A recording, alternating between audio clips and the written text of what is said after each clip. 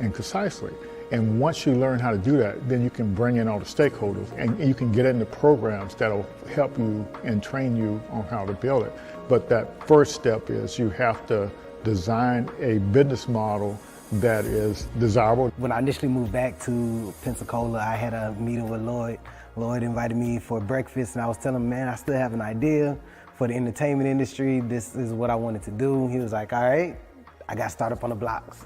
So I need you to start coming to start up on the blocks and get a little more information on how to work through the tech ecosystem and take your idea and we'll get you where you need to go. My company is called The Know, is an app that is streamlining business for the entertainment industry. Yeah, so if you're a musician, what you would do is pretty much jump on the platform, you'll create a profile, but the way we created the profile is pretty much a cleaner way. So now if they want more information about you, you'll connect your social media platforms, your streaming platforms, and that way they can go directly to it. What we also have included is your calendar. So pretty much you can set your days, you can set your price for your days and automate your booking. So initially talking to Lloyd, my idea was all here, it was there, it was over here, it was over there. It was like, all right, Quinn, I get it. You got a lot that you want to do, but we need you to bring it in just a little bit and then work on your pitch, your story, and how you're going to bring it full circle to get people to understand what you're trying to create. Most of the programs here wasn't inclusive, and so we said we'll focus on helping founders of color. We also start at the beginning of the thing, at the idea stage, whereas a lot of the programs you see here locally, they start after you're up, and that's not very efficient unless if you don't have a lot of money, you can't recover from your mistakes. And the lean startup system, it actually helps you make mistakes faster before you spend a lot of money. You don't actually start building anything until you got customer buy-in. There was a need for small businesses to bring brand awareness to their business. I see there's a lot of makers and bakers that they're making all of these goodies and these products, but they can't market it, they can't sell it at the same time, and there needs to be kind of like that middleman, that middle person to help bring economic growth to some of the small businesses in Pensacola. So Taste of Pensacola, I came up with that idea during the pandemic when I saw things at that time that Amazon couldn't fulfill. They didn't even have those products, but the local people in the community, they did. And so there was a ton of people coming out saying, hey, I make masks. I'm like, wow, this is amazing, all the local people here that are just as talented that can actually make those products. And so I wanted to kind of showcase who they were. So with Taste of Pensacola, our income streams, we have several of them. We have the corporate America, we do corporate gifting, just regular consumers, different Pensacola natives that don't live here that want to purchase our boxes, like a taste of weddings, distribution. So we also do bulk sales. So for a private airline, if they want some local snacks and goodies on their passenger flights, they will come to Taste of Pensacola and we will source their vendors here locally, and we'll give a small business owner an opportunity to have reoccurring monthly sales. I've always had a really big vision for Taste of Pensacola. I knew that it could go beyond just local. I know that maybe other communities could possibly use the same platform that I'm trying to build. And I always have these big visions, but I never know how to even get there. Where do I start? I know it's more than, there's a lot of technical things behind it. I know there's a lot of research, but that connection, I never had it until, thankfully, I met and was introduced to Startups on the Blocks and was able to just learn more about how to grow it in terms of data. Things I just never thought about, framework, words like traction. There's a lot of things that I just did not know about and language that I need to know in order to get funding for my business. There's just a lot that I didn't know.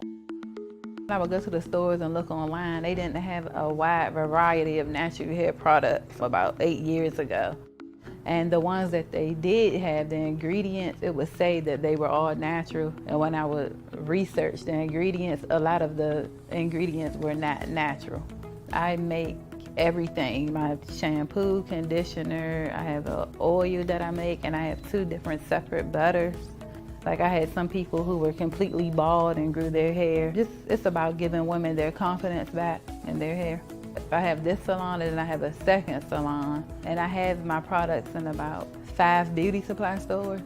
So I need a manufacturer to keep up with the demand at this point. Startup on the Blocks has helped my business grow, send me to different people. I'm able to do different pitch competitions to apply for grants in the community for small businesses. Lloyd's a really good person to connect with. He has a lot of resources here in the community that can help small businesses grow. If you have a product out there and you're trying to go big time, he's the person that you would want to meet with. So it's really important to have some type of support because 9 times out of 10, most founders start out on their own.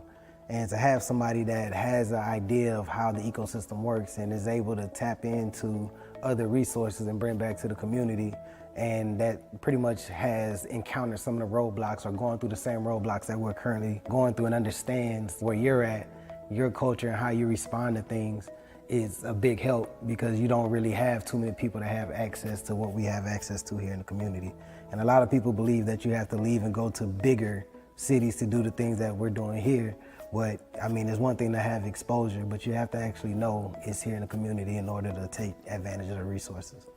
So I get approached and I talk to friends all the time that wants to either start an idea or hear that I'm actually doing the app and wants to know more information about how are you doing it or what's the process, what's the path. I'm like, man, we have somebody here, Startup on the Blocks, Lloyd Richard, and Lloyd is here. He's a great resource to the community and to founders that's trying to learn the ecosystem. So join Startup on the Blocks.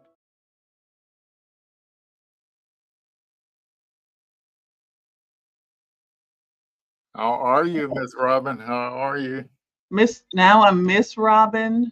Yes, you're Miss Robin. Yep, yes, join Startup on the Block. Yeah, that's a good, Quinn, that's a good lead in. Yeah. Okay, I'm Miss Robin. Hello, Mr. Lloyd.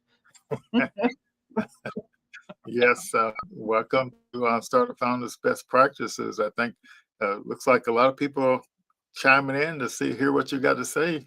Oh, well, let them know every joke is funny. Let's Okay. hypnotize them with the. Well, you're real popular and well known, and so glad to have you on to kind of share some stuff tonight. And yep, looking forward to a nice conversation. Well, thank you. Don't be a good lawyer now. Don't ask me no question you don't already know the answer to now. You All know, right. just saying. I'm just saying. Okay. No trickery now. No trickery. You know, I shoot it straight, so no trickery now. Yeah. Well, I play fair. Yeah. Okay. All righty. Then you can eat dinner tonight. Okay. Okay. Yeah, I know about if I got to come home tonight, so I know I got to be good. Yeah. So it's definitely a pleasure to have you on tonight, and we're you're going to be sharing some stuff about coupled and in business. So we look forward to hearing about that. But your real hallmark is storytelling, right? Well, I do. I like storytelling. I grew up hearing my parents, mostly my father, but my parents telling stories. Both of them were lovers of books and reading and people. And so I just, growing up, I didn't think of it in terms of this is what it would turn out to be, but it was, you're sitting around in a little country town and you're listening to the elders tell stories or these people that, we met through our parents, them telling their own stories and literally sitting at the feet of these people that sometimes we often saw in history books. And here they were in our living rooms or in the community. At a business function or something, because we were there with our parents and doing that, whether we were volunteering or voluntold to be there. And so it was just looking back on it this many years and decades later, it was really an amazing opportunity to hear different people's narratives and their stories, whether it was about business or the community or a joke. I really got an opportunity to see people in different areas. And again, even as a child, not knowing their professions, maybe seeing their professions later and often, on TV or hearing about their professions later. It was just that camaraderie that they had with each other to tell these stories, to sometimes to make a point, sometimes to make a joke, sometimes to push back on something. And so yeah, I felt really, looking back on it, I felt really privileged. It's a privilege now that literally I was in the room. Me and my siblings and I were in the room. Yeah. And so yeah, I like storytelling. Again, didn't know that's what it was going to turn out to be, but I love it. I love it. Yeah. It's fantastic. It sure helps out a lot. I'm going to give a little shout out to some of our partners and sponsors and folks we've been working with in the past and still working. Some of them we're still working with. But I think in order to get these partners and sponsors and stuff, you have to be able to tell stories, right? You do, because you have to have some connecting point, and often that connecting point could be around a personal story or a personal point or a professional point, but it's a way to connect with somebody. And so we're all humans. We all belong to this thing we call the human race. We have different perspectives, and sometimes those different perspectives don't meet. They Mhm. don't rub up against each other. And so it's a really good opportunity when you're forming partnerships to just sometimes to just listen, to just sit down and listen. Yeah. So that's a good opportunity. Can you talk about the partners? I'm gonna step away because we got a 2-year-old. And Okay. No I'm gonna step problem. away for a second. Yeah, Robin is taking care of her great great nephew TJ. He's the bomb, but he requires a little bit of attention because he's about 2.5 years old. So we definitely understand that with our founders and so on. But yeah, that yeah. So most of these partnerships that and folks you see here, yeah, they have a story to tell, and we have a story to tell. And so when you want to get these partner organizations and sponsors, you really have to tell a story, and we really appreciate the these folks and companies. Um, and the number one thing we got in common, all these logos you see up here, all these organizations, they work with founders and they help founders, and so that's the kind of beautiful thing about it. And so, for example, like Coda, we partner with them and they give founders 6 months free of their service and with unlimited AI, make startups. That's the AI driven platform, Pitch Bob's AI driven platform. Um, yeah. And so uh, so do you remember who our first sponsor was at the Cocoa Institute, my love? First sponsor. Oh my. Oh, I can, yeah. So like I think I can answer this one because you remember we got the institute started when we had to move this historic house. Yeah, and I was thinking about that. It was like it was so many different people. So yeah, so we got the house because a friend in the community, and I really give him credit, Christian Wagley, Hmm. who's an environmentalist, and it's Yes. not our bailiwick at all. It's Yeah. not our area. We were partners through this community work. So, and because he had started Bike Pensacola, one of the first places that it was Belmont de Villers, and so he would come to the neighborhood association meetings. And so you probably, that sort of partnership. And then Well, at a good, let me tell what I remember. okay, all right. Out the first major check we got. Oh, Like, partnerships aren't all about money. They're resources, but go ahead. yeah, what it was, it wasn't it over $50,000. It was. Well, well, I mean, we certainly put in the sweat equity, and I think that's what I'm getting at. I know that you're going by money, but I'm saying even the Yeah. partnership with Oh the yeah. house, like the Yeah. That's the exactly real right. estate company and the law firm that Right. owned it, Alstock, Witkin, and I think Overholtz. Yeah. Um, yeah, so the partnerships came in such different areas, but you're right. Our first check um, came. So yes, yeah, I know, I know Yeah. where you're going. but the point is, his question was how did we get it? But it was because of the relationship we had with the person, and so you had a great relationship with the person. I had a great relationship with the person, and that's what you have to. Point is, you network to build relationships, and so you can do stuff together in the future. Yeah, and I remember, I think you're talking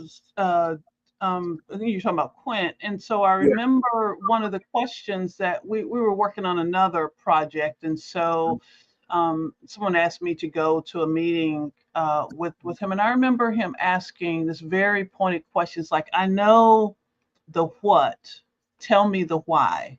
So I know we were doing scholarships for students, and so that was the what. I mean, the literal what. And so, but he was like, "Tell me why." And I think that's when. So when it goes back to storytelling, what is that why? What is that you're trying to get to? So like the who and the what and the where, but it really is the why. And I think that's what pulls into people's heartstrings, or that emotional part that you get. I am nosy as crap, and there's I don't know if I can say crap on Startup on the Blocks, but or inquisitive or curious. There's a lot of different ways that you can say that. But what draws you to either your product or your service? Why did you do that? And that is a good connecting point to do Yes. that, because often partnerships are again about resources, and those resources may not come in the form of a check. You may get someone who may say, um, we will give you a year's free rent or lease space. I mean, and it's something that that you can put on your books, but you don't have a check in hand, but you can put that on your books. And so it's so many different ways. In the nonprofit world, they talk about time, talent, and treasure. There's so many different ways that you can give things. When we started the Institute, there was, such a blessing when people said, "Oh, I have this," or "I have this, I have, an hour. How can I help you? I have this." And that's continued even to this day when somebody says, "Well, I can do something. I can only do a little bit, or I can do a much," and it all adds up to it. So, and that's that sort of group mentality, and that we can all, the village concept, we all succeed if we work together, however we can figure out how to work together. Yeah. And so, like, for example, Innisfree Hotels, they have a nonprofit called The Hive. Mhm. And so back in 2020, when we started, um, all we didn't have any all these programs that we have now. But anyway, they sponsored first four pitch competitions. So they Wow. put up the money for the prizes.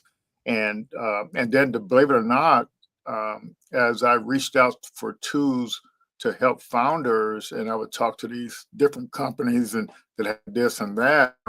When I told the story of what we were doing with the startup founder best practices with Startup on the Blocks, uh, 8 out of 10 of them let us use their software for free.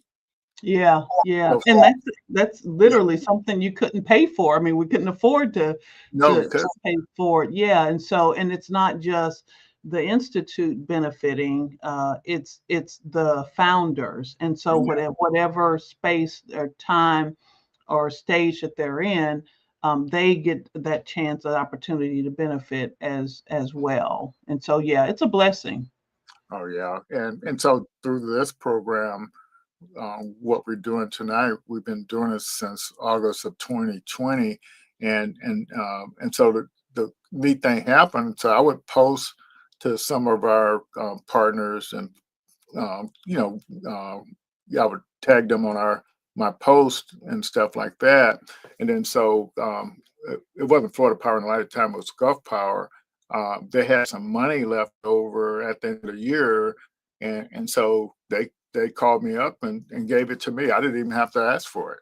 Yeah, yeah, And to me, yeah, that's the benefit of the relationships, building these relationships over time, and different tasks, and so I think that's the benefit, that it is this sort of beautiful give and take. It's so you're withdrawing, you're depositing yeah, over time. And speaking of Innisfree, when we did uh, not Freedom is the Price is Boon. When we did Well, Viola, yeah. yeah, the song cycle for Viola and brought in opera singer from the New York Metropolitan Opera, two singers from First Coast Opera, and two others, including Lloyd Jr., they were able to provide us space and this amazing opportunity to house them. It's something that we had in our budget, but we couldn't afford, and so here is this opportunity, something very simple like that. Like they have space,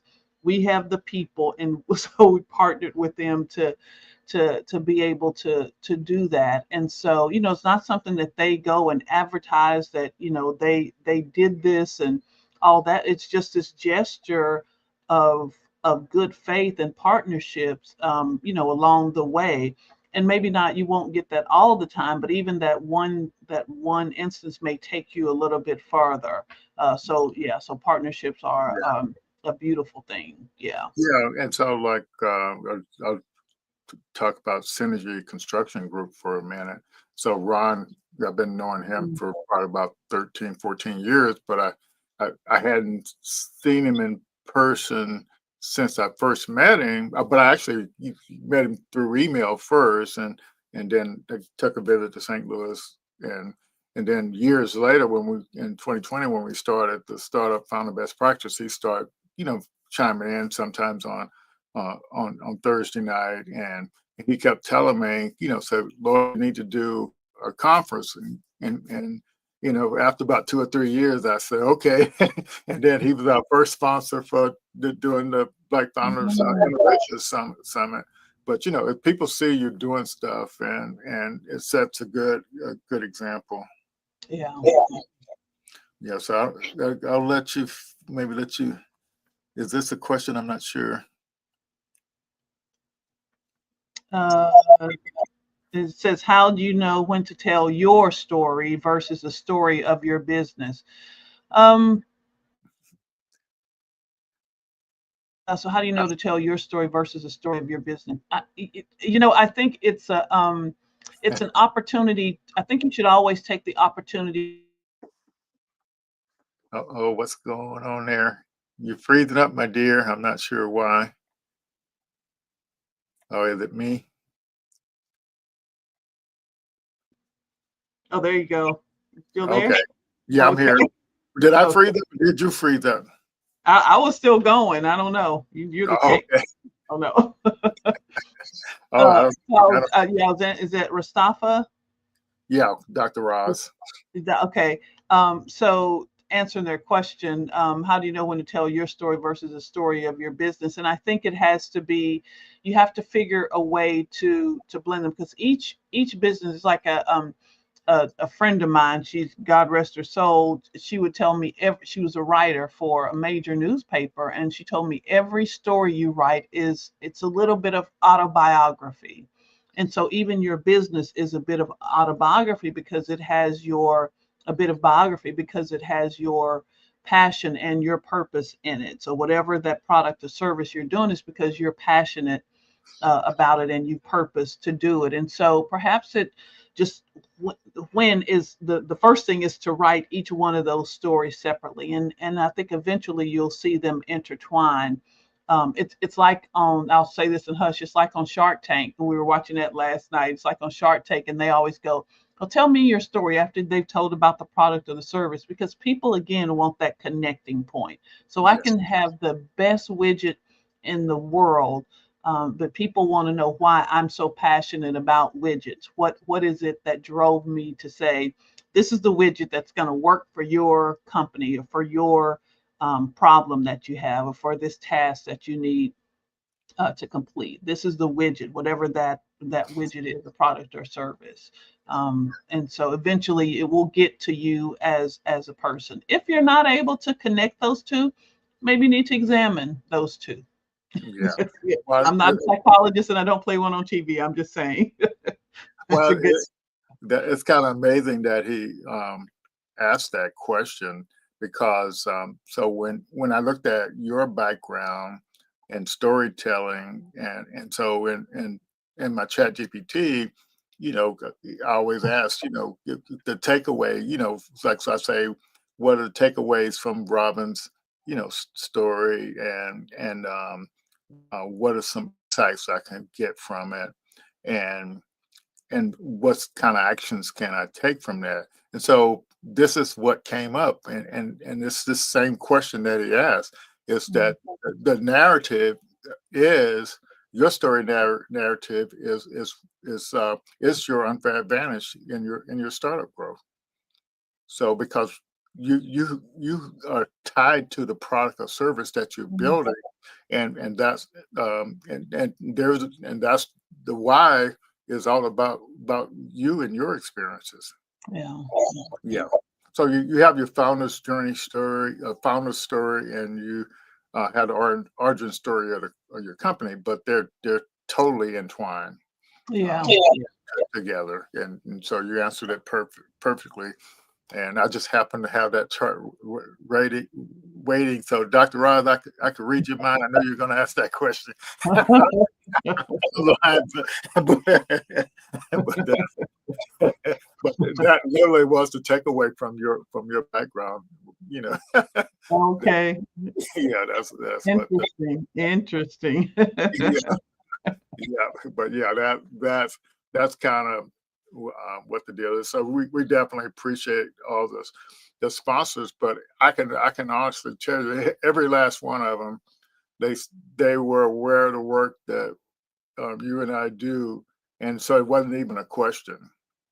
Yeah, And until that, they, I mean, again, that's a blessing. I think in each of our respective places, and especially for your founders, is they have those same capabilities and those same partnerships. Some of them may not be taking advantage of them right away. Some of them you may want to say not right now, but to yeah, build that, to literally to make those deposits. And you're not doing it to say, I want to do this for some future thing. You're doing it because it's the right thing to do, but it will bear fruit. I love being in our orchard and yeah, and planting seeds and figuring things out. And so sometimes you plant a seed and it may not bear fruit for 8 or 10 years, and it seems like an awful long time, but it has to go through that maturation period, because you don't want something to bear fruit. They tell you when you buy a tree, if you're buying it in its first or second year, to actually remove the fruit so that the roots can grow stronger. And oftentimes, we may want to sell something or provide a service that really hasn't matured yet to the point where it is best for the offering. And so because that foundation isn't set, so we want that root system, like in fruit trees, like in our orchard or in our garden, we want those fruit trees to really have good established roots so that they can bear fruit. And that requires patience. And sometimes in that patience, you'll become a patient. Things will get sick, and it won't work. You'll need a little tender care. I have to make some compost tea to kind of get something to work. Sometimes, like, okay, you need a little bit extra help over here with this, or you may have to prune something back too. I'm going way too much into the orchard. But, there's always an analogy to, just like if you look at a logo, it's about growing, and Kakua means growth, and that's, and so it's kind of natural. Yeah. And I'll say one last thing before I get off this slide here. So, like, I remember when we got started, and we were collaborating with the Small Business Development Center at UWF, and they literally, for this particular program, they actually designed our logo for us, our Startup on the Blocks logo. And um, so we could, like, collaborated in that way. So it's just that, that's why you have to tell your story, and what you're trying to accomplish. And so I'll say this too is, um, the reason why we started Startup on the Blocks, it was several reasons, but it related to the fact that, um, I, as a founder, knew it was needed because I was a founder and I was struggling. And you, Robin, you did all our storytelling to kind of help us along with with with the startup.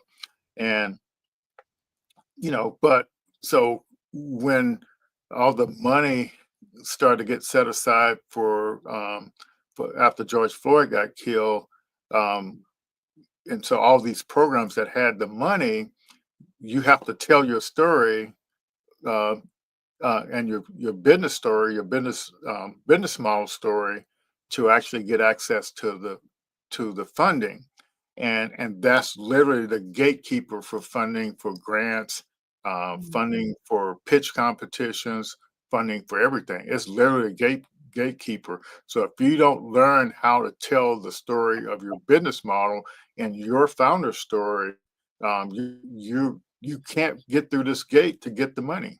And so And don't that's be afraid to, let me just hop in there too, babe. Don't be afraid to tell your story. You know, I because I love to write, I often hear people who are writing, whether they're writing for a magazine or you know, they're just writing their story. They go, you know, I don't, and I ask them, I say, well, what do you read? And they, well, I don't want to read anybody else's things. I don't want to be influenced. But that's the that's the way that you learn, is by seeing what's out there in the marketplace, seeing what else, but also then sharing your story so that it can be, challenge is not the best word, vetted is not the best word, but it, and challenged in a bit of a way, or vetted in a bit of a way too, so that you can see that it's resonating with people, because you may say something that's not resonate with people, but if it's all in your head, then it becomes, because listen, I think everything I write is perfect. I like, you know, I don't need an editor. I don't need somebody to do it. But the first time that I let somebody else read it, they catch something and they say, well, did you mean to say this? Or it comes across as saying this. And so I have to get out of my head to present it outside, you know. So I have people that I present it to for, you know, the editing part, just the syntax and all of that sort of stuff, grammar and all of that. But then there are some people who will read it for the historical part too. Well, you know, how can you prove that they said this, or can you prove that this, in fact, these two people were, you know, married, or how do you know this? And so don't be afraid to share those stories, because in the end, it makes it better, it makes it stronger, and it's still yours. So no one else can tell your story. And I don't care, somebody may try to grab it or steal it or, you know, appropriate it, but it's your story. They don't have the roots like you do. So never be afraid to share your story. And again, for me, the spirit always tells me when to, back to Dr. Who did you say, Dr. Oz's yeah, question, it kind of tells me when to, you know, when to tell stories, and when to merge the two, the business and the personal. um um so you just follow your own lead, whether it's your gut or, you know, your intuition, whatever you want to call it. You should be not afraid to be led by that and sharing something, because in the end, again, like those fruit trees, it may take a minute to bear. Forever plant that seed. If you never ever do that, you won't bear fruit at all. yeah. So I think I can say something in a similar way, and I'm thinking about all the programs that I participated in and got involved in, you know, the startup stuff, and basically you tell your story that actually leads into the startup story, and so people want to know you and why you're the one solving the problem.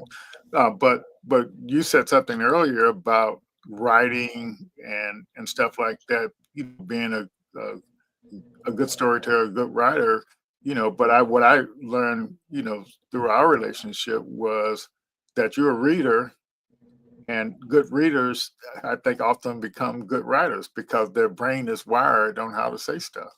Mm. And that's, again, that's reading what's out in the marketplace. I mean, I read for fun. The last, oh my goodness, I don't know, the last 20 years, I don't feel like I've read for fun very much. But I love to read. I like that curiosity, that inquisitiveness, that nosiness. You know, it gets the best of me sometimes. And so I probably have more books stacked up then I will get to. But if I don't have them there, if I don't have them in the house, if I don't have them in the office, if I don't have them at the institute, then how can I then get to them if they're not there and readily available? But it's reading of these other perspectives, and then that reading, that thing can take you. I may not be able to travel to Bolivia, but through a book, through a few pages, then, or maybe a few hundred pages, I can experience something through someone else's eyes. And so again, I don't have to drink their Kool-Aid, but I got to know that they got a flavor. And so that's just as important, getting other people's perspectives. Yeah, and I think your brain learns all these patterns, but the way it also relates to startups.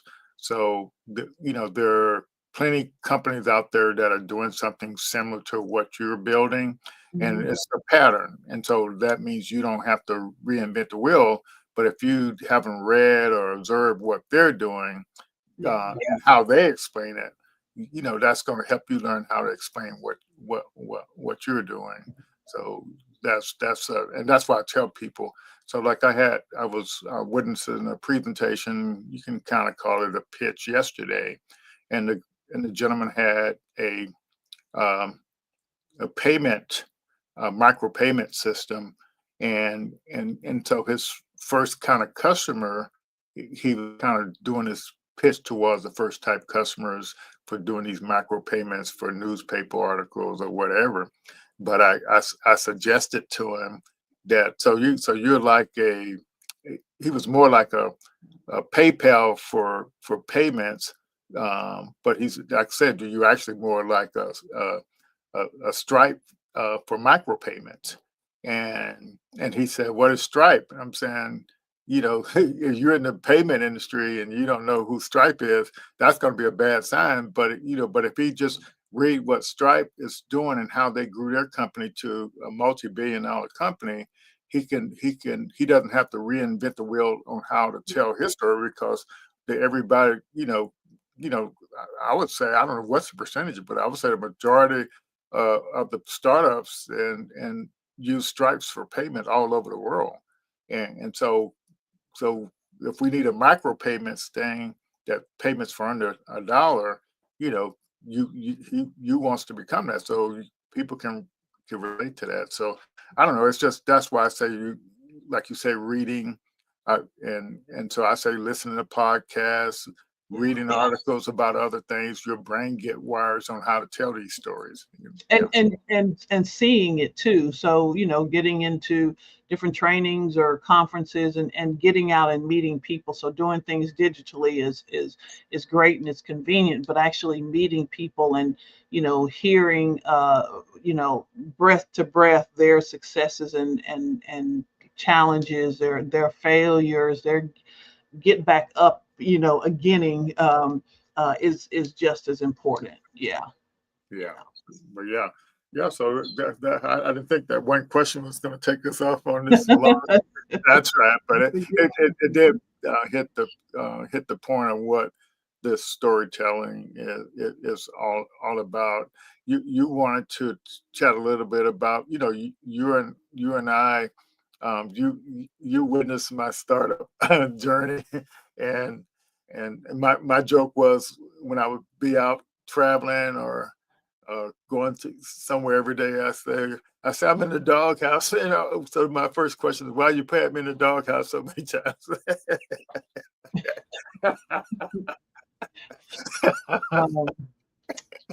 I love you. I never put you in the doghouse. That was you walking your way there. So, but that's a whole nother. We need a psychologist.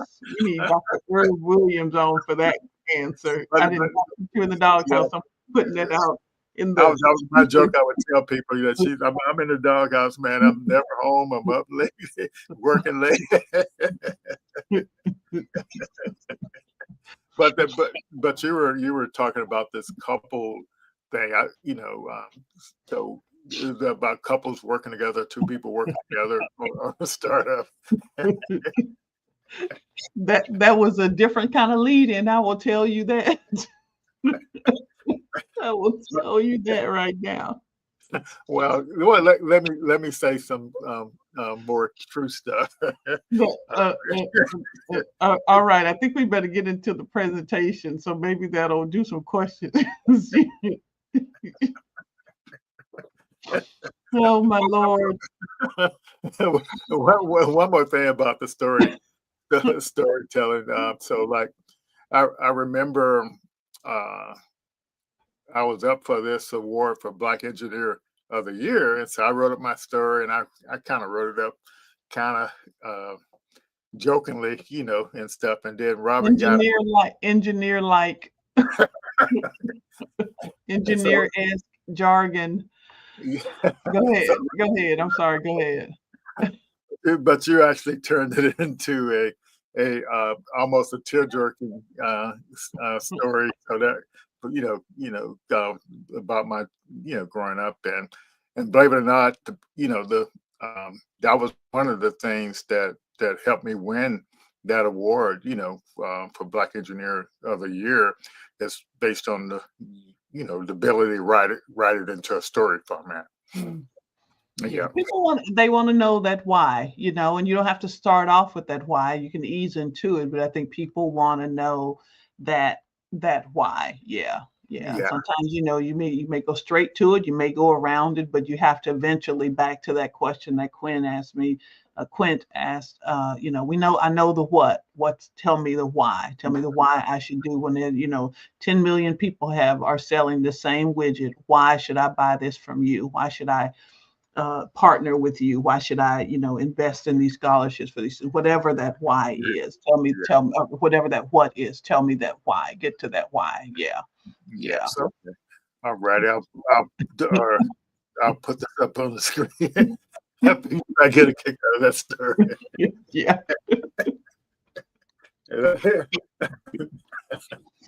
So I just thought, I know you're coming to the end of the are getting ready to do the competition and especially the end of this year, and a lot of the startups, and what I've seen with people working with you and working in the community to see, you see so many people, either going at it alone or going at it with someone else. And I thought it's just maybe, a little inspiration to see some people in history who have coupled up in business. And so I said, examining historical partnerships for inspirations. And sometimes, and I'm saying coupled in business, kind of starting out with two, but in some cases we'll see. And I just have a few examples, specifically from Pensacola, of couples, and there are so many more. So let me just put that out there. So many more. But then also there's partnerships can extend beyond that too. Obviously 2 or 3, and in one case,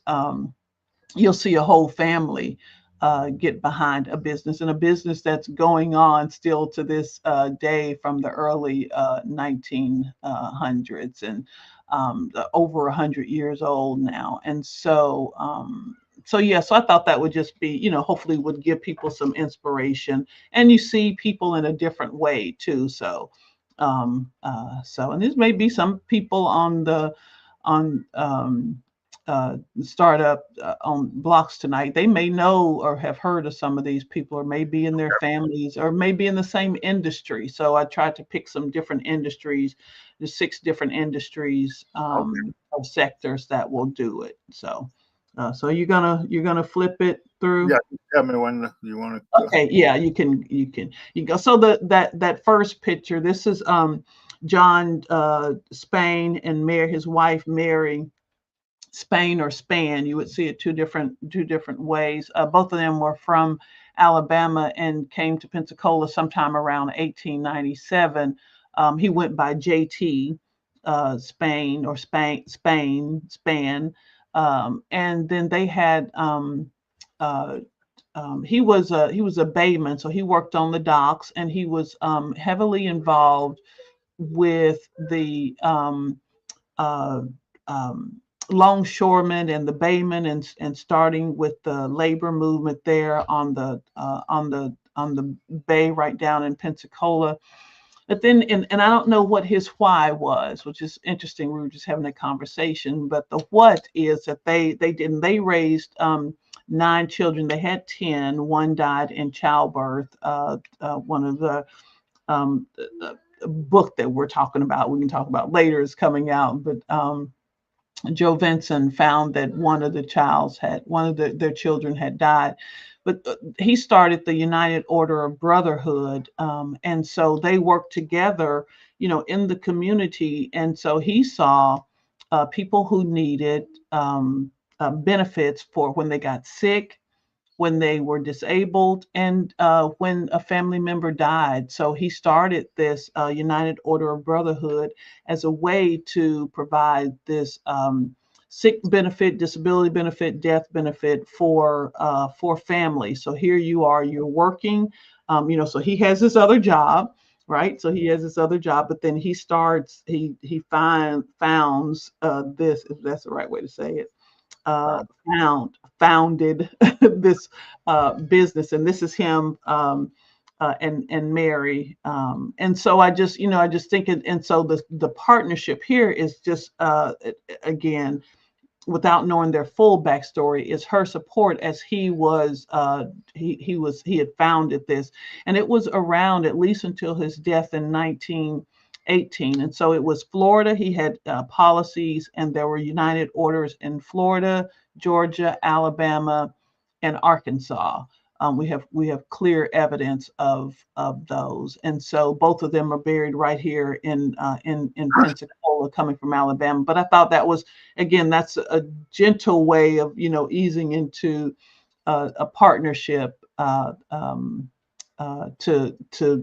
be inspired, because sometimes that person may not be your spouse, may not be your own paper partner, but they are certainly supporting you in that business. She is raising that family while he's doing that, but because she did that, it enabled him to deliver this service to people and have others. They had a newspaper. It was called United Brotherhood. They had a newspaper for a number of years, and so he really looked out for his fellow person through this service, and so for families and individuals through this service. And their clientele was predominantly, if not all, African American, because he saw the gap and find the need and filled it. But that's JT or John, JT and Mary Spann. Okay. And I love this story. This is I see I made a little error there. This is DJ and Florence Cunningham, Daniel and Florence Cunningham, and they owned a grocery store. So he was from Alabama, she was from Pensacola, and she was a teacher. By day was a teacher, and he ran their grocery store that they both owned. A grocery store right down, if you're in Pensacola, right down what they call Railroad Street, Tarragona, right down in the heart of Pensacola. And so they had this grocery store. And they also had real estate. You would see in the papers where they would buy and sell real estate together. He was in 1900. He was one of at least two, maybe three, but at least two that we know of, named Pensacolians who went to Boston to be at the first conference for the National Negro Business League, which was started by the famed Booker T. Washington. And so they traveled to, in August of 1900, they traveled to Boston, Massachusetts, and at this conference, he was one of the speakers at this conference, and he said, "Gentlemen, make sure that you include your wives in the business." He said that was the way that he succeeded, not only in the grocery business, but also in the real estate business. So he made a point. Imagine saying that in 1900. Women didn't even have the right to vote in 1900, and imagine saying that in 1900. And so there on the screen, I've just put a couple of ads that appeared in the Pensacola News Journal, and they had the grocery store for at least 13 years. And so this 5-year success one, I think that was that was around 1900, I believe, that they did that one. So I think it was like 1894, 1895 that they started it. And then this was a listing of him, just kind of bragging 3 winners about some real estate deals that he was offering people. And I think that's 1911. I forgot to put that up there, but I think that one is 1911. So here is, I mean, even though it has his name there, it was both him and his wife were always listed on these documents that they did. And so again, she was a teacher in the public schools, and he ran the grocery store. But they were in those businesses together as full partners. This is one that was a 3-way partnership between 3 gentlemen, Newton Coles. I just forgot Watts' first name. I think it may have been John. I have it up there, but I forgot his first name. No, it was W. Watts. I forgot his first name. And John Sunday Jr. So people around here will know the name John Sunday, the father. And so this is John Sunday Jr., sometimes called John Sunday the third, because his grandfather was also John Sunday. So this was a partnership that was very specific. So Newton Coles was they were both carpenters. They were Newton Coles was a carpenter out on the military base, out at what they call the Navy Yard then. And John Sunday was a carpenter, a builder, because of his father, the experience that he gained from his father, who was a developer, carpenter and a developer, and heavily invested in real estate. But they came together, and this is the only instance that I can find. They came together to build the new Mount Zion Baptist Church, which is a historical church, and which was designed by historical church in Pensacola, in downtown Pensacola, in the historic Belmont Village neighborhood. And this is the only instance that I can find. So sometimes you couple together, you form a partnership for a specific thing, and this is one good, something again that still lasts, that is still there today. But they built that new church. They built the parsonage, which no longer exists, but they built the parsonage and the church. And so this is a really good thing. Sometimes you come together for a specific task. But that's Newton Coles there on the left screen, and then John Sunday standing there in the suit there. So were you getting ready to say that the church was designed by the first or second Black architect? Oh, thank you. Yes. Wallace Rayfield, W.A. Rayfield, Wallace Rayfield. He was the second known licensed African-American architect in the United States. And he designed a lot of the buildings at Tuskegee. Booker T. Washington brought him to Tuskegee when Tuskegee was growing. And you could hire him, and you would tell him your plans, and he would develop the plans and then ship the plans to you so that you could build your plans. He advertised that he designed churches. And in this area, Northwest Florida, we have 2 that are still existing, one in Escambia County, where Pensacola is, and one in Milton in Santa Rosa County, the next county over, across the water. Over. So just, again, for a very specific purpose, they formed this partnership. Sunday also had another construction company with a gentleman named Pons, and I forget his first name, but it was Sunday and Pons. So again, very specific. Sometimes you are inspired to do a project or something, and you form something for a very specific project or task. This is one, I always say this is one of my favorite ones. So people know Joe Morris and Sons, owned and run today by David Hawkins and uh, and so people know that name. They know the Morris name because of Joe Morris and his son, um, Joe Morris Jr. Ran that funeral home, and there should have just been one son, not sons. But before that, before it became known as Joe Morris, it was actually Morris Brothers Funeral Home, and before that, it was Richard Morris had the funeral home, and so we know. So he says, David always says, I'm gonna get him in trouble for this, but I'm gonna say it anyway because it's the truth. They say that they were started in 1913. Well, I found this evidence that they were actually started around 1910. And here, what you see on this this little inset, Richard Morris Jr., undertaker and embalmer. It was Richard Morris and his brother David Morris, which are shown in this picture here with their parents. He took over when Wade Harvey passed the year before. So Richard Morris took over the business for him in sometime between 1910 and 1911. So we believe it was 1910.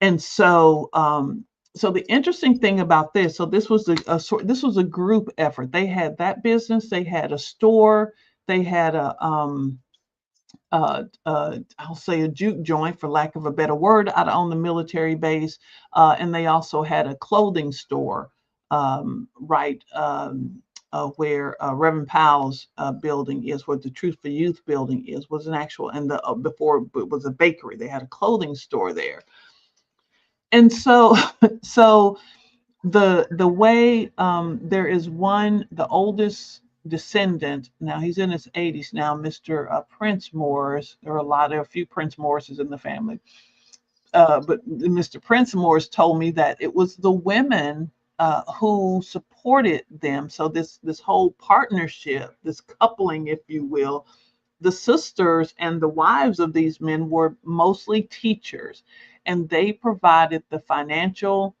uh, um, what's the word? The finances. They provided finances for these businesses, not only to get them going, but often to keep them going.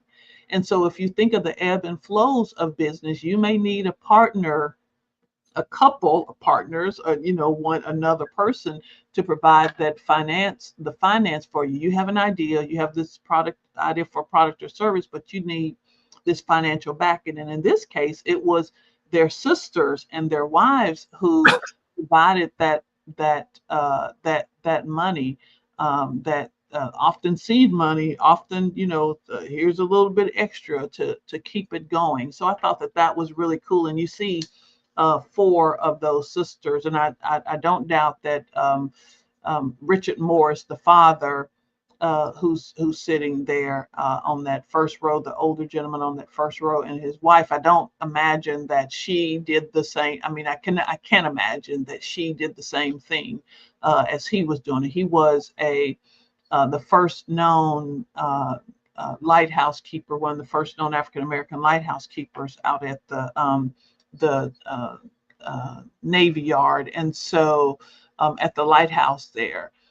And so they kept them going. Those women kept those businesses going. So sometimes you just need those finances. You have an idea, and you need the finances to do. And sometimes that comes from your own family. All righty. All right, I think this is the last one here. This one is it's a fun and funny one. So William Benbow came from Montgomery, Alabama, and he followed his brother to Pensacola for a job. They were both chair caners. It's a beautiful art form, and one that still is in demand today. But they were chair caners, so much so that they were recruited to come here, and from Montgomery. He also was an entertainer. He's a musician, and I think a musician and a singer. But he was also a promoter, and so he had William Benbow's Troubadours. This is his wife, Margie Cohen. She's African American. She looks, very, very light skinned. her name is Margie Cohen. And what he would do is he would marry the stars of his show, the starlets. So this is his either second or third wife. He had a first wife. He had another wife, Edna. She was the star of the show. And so this is Margie is the longest star of the show. And you can see Margie is several years younger than William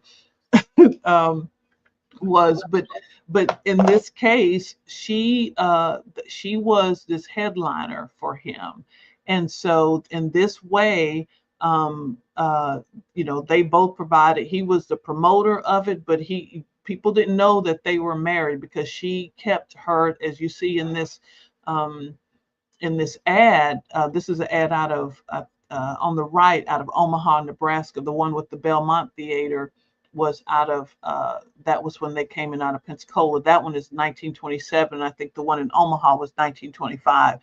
They took their act all over America. They took their act to South America, Central America, and to into the Caribbean, into countries around the Caribbean as well. And so he would have 25, you would see him have 23 people, 15 people. It was amazing. And so he took these companies performing all around. But again, his partner, his wife was coupled up with him, but she did not take his last name. So you didn't know that they were married. That was part of the act. And so each one of his previous wives, that was part of their act, that he married the starlet. We see this in, that still goes on in Hollywood today, where the promoter marries a starlet. There's plenty of cases. But here you have, this going on, back in the 1900s, early 1900s. And when he died in 1950, I think it was a 2 or 3 day funeral. They said it was thousands of people. He did it with the Mills brothers, with so many other people. Ethel Waters. He shared stages with this. They owned a club in Washington, D.C., and he finally, the last 10 or 15 years of his life, he was in Indianapolis, Indiana, which is where after was promoting a club there. And so after he passed, she became a corrections officer or something in that field, social work or corrections or something in that field around corrections. A probation officer or something like that. But yeah, she was a starlet, and so it's another way to couple. Sometimes that asset is right in your family, and so but like in that case, he didn't let them know that that was his wife. Yes, pretty cool. Yeah. So yeah, we appreciate that history lesson there, and that's what you can always get inspired from history, and hearing the stories. And I tell people, I would sit here in the office, and you would be when you were doing a documentary for all the research for the making of a neighborhood, and I would hear all those stories people were telling, and it was definitely very inspiring. To say, how they were accomplishing all these things. What's our problem today? Why are we not accomplishing all these great things? So it is really fantastic. So Well, I think we are. I think people are accomplishing great things. Sometimes it takes you looking back to really see and appreciate the work that is being done. Sometimes, we don't appreciate the work that someone's done until they're gone from that space of time, and then you can really examine it. But when you're in it, when you're actually doing that work, sometimes you don't get the chance to examine it. I suspect in a case like JT Spann that he's providing a death benefit and then he dies, so some of those policies that he wrote, he wouldn't even be able to see the benefit that he provided. So sometimes, yeah, you have to look back to go forward. It's the Sankofa principle. You got to look back and remember your history as you move forward. And now more than ever, I think we have to see these stories and be inspired by them. yes. So any parting words about helping folks tell their story, or founders tell their story, or just anything you want to share before we wind down here? Yeah, I think write it down. Whether that's in your phone or on a tablet. I'm for however you get it out of your head. I think that's so important. Don't be afraid to share your story. Don't be afraid that someone's going to steal your story. You're the one with the roots, and so somebody snipping off a piece of your deal does not take away from your roots. Matter of fact, and when you prune something, in back to our garden example, when you prune it things tend to flush out a little bit more and become Yeah, fuller. Sometimes you gotta uh, take off some of that literal, figurative, rather dead weight of, yeah, old branches or spent branches or something. And so I think you have to be all right with sharing your story and find people that you can love and trust that are going to tell you the truth. Lord have yeah, mercy. Don't just, oh, that's a good story. Oh, you did good. It would tell give you some really good feedback, and test it. Test your idea by telling other people, your story, and it will gel. The more you talk about it and tell it, the more it will gel.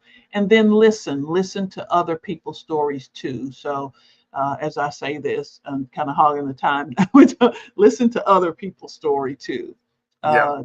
Because theirs are just as important, and they will add to, and you never know what little tidbit you're going to glean, That's exactly right. yeah, from them, their story, that will help you. Let them deposit something in you. I'll say this: we were at a dinner, and I sat next to a young lady, and I mean, she just had, what we call in the country diarrhea of the mouth, and never, never, just talking about her idea. It's like she never took a breath to listen to any feedback. So it was at the end of the night when I had to tell her, I had to kind of share, give her my little input on what she was saying, because she just never took a breath, um, to really see if her story was resonating with me, Yeah, as her audience. And so sometimes, um, as Oliver Darden, who owns Burger King's, retired now, he said, you tell them what you're going to tell them, and then you don't have to always be selling. You tell them what you tell them, then stop hmm, and yeah. let that thing breathe. Yeah. Yeah, gotcha. All right. Well, we'll appreciate that. And so I'm going to show a video here to close us out. But the video was inspired by you. Uh, Uh-oh, uh-oh, uh-oh, well, uh-oh, it was, uh-oh.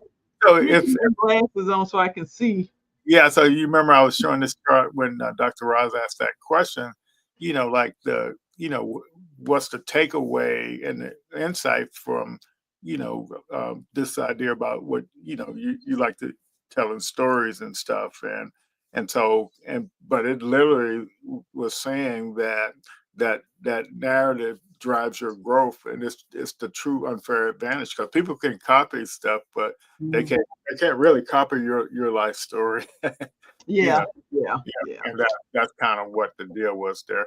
But you're welcome to hang around, but I'm going to play this video, and that'll close it out. But I wanted to let everybody know, we're going to be doing our closing out our 90-day demand validation program next Thursday.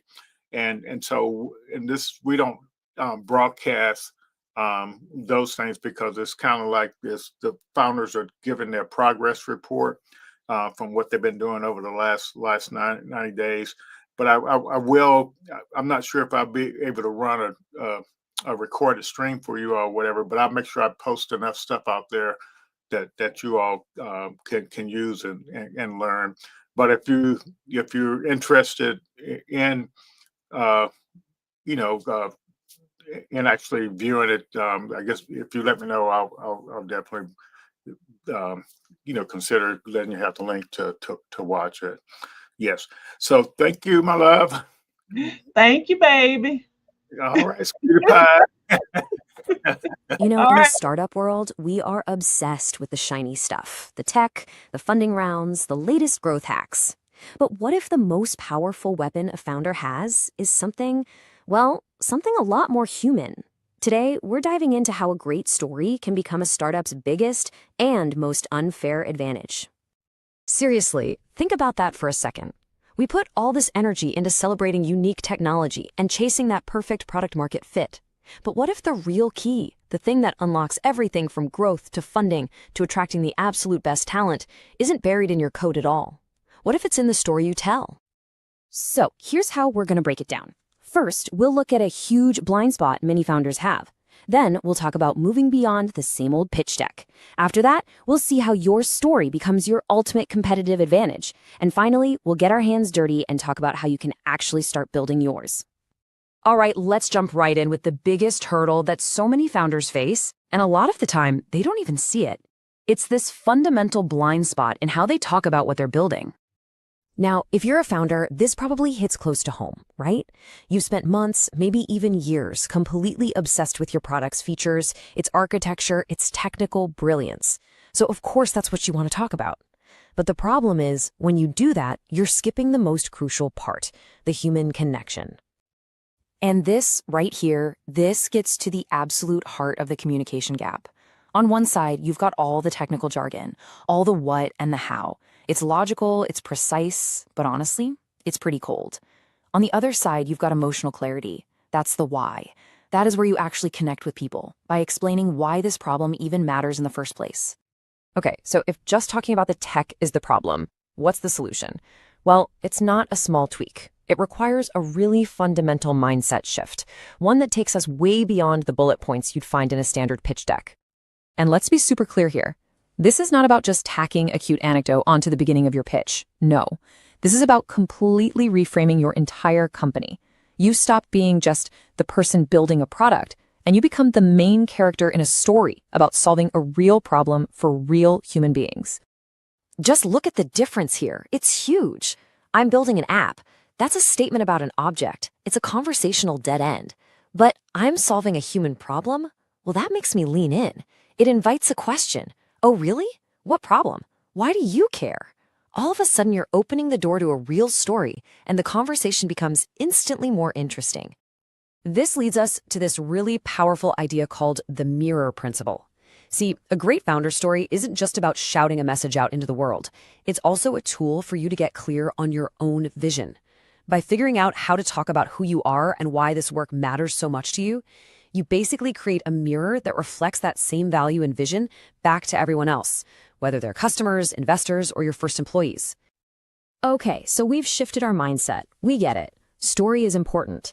Now let's talk about the strategic payoff, because this is where storytelling goes from being a nice-to-have soft skill to an absolute must-have for survival and growth. I love this quote from storyteller Robin Richard. It just captures the whole idea perfectly. In those early days, right, before you have any brand recognition or any real market traction, you are the brand. Your clarity, your conviction, your voice, that is what people are actually buying into. Let's be really, really clear about this. A well-crafted narrative is a core business driver. This isn't just for the About Us page on your website. It is a genuine strategy for gaining real, tangible traction in the market. How? Well, think about it. A clear story builds trust way faster than any feature list ever could. It makes customer discovery easier because people open up to a person with a purpose. It attracts those crucial early adopters who want to be part of your journey, not just users of a product. It literally accelerates everything from getting partnerships to securing funding to sparking that priceless organic word of mouth. And honestly, this is the ultimate strategic advantage. Anyone can copy your features. Competitors can replicate your business model. But your authentic founder story, your unique why, that is yours and yours alone. In a sea of lookalike products, your narrative becomes the strongest, most defensible moat you can possibly build around your business. So this all sounds pretty powerful, but the big question is, how do you actually do it? Let's get practical. In this final section, we're going to walk through a simple playbook to help you start crafting your own founder story right now. Okay, first things first, let's just bust a huge myth. You do not have to be a natural-born public speaker or some kind of charismatic genius to have a great story. This is a process. It is a learnable skill, and it all starts by just asking yourself the right questions. So here's a super simple exercise to get you started. Question 1, the why. Of all the millions of problems in the world, why did you pick this one? Question 2, the moment. Can you pinpoint a specific moment when this problem went from being an idea to something deeply personal for you? And third, the truth. What is the unique insight you have that you feel like the rest of the market is just missing? Now, once you have those core ingredients from the exercise, you can start to weave them together into a narrative. You start with your origin story, then you bring in that unique insight you have about the problem. You create some urgency by explaining why now. Then you share that core emotional truth behind your mission, show how it connects with your customers, and finally, you close with the promise you're making to them. So let's wrap up with the biggest takeaways here. 1, story comes before strategy. It's the foundation for everything else. 2, customers buy into emotion long before they buy into solutions. Always lead with the why. 3, your story is a core part of your growth engine, not just some marketing fluff. And finally, that story is what builds community and a unique culture, which might just be your most powerful long-term advantage. And all of this leads us to one big, powerful idea: narrative-led growth. It's a strategy that puts your authentic story right at the very center of your business, making it the primary engine for attracting customers, talent, and funding. So the only question left is, what story will you tell?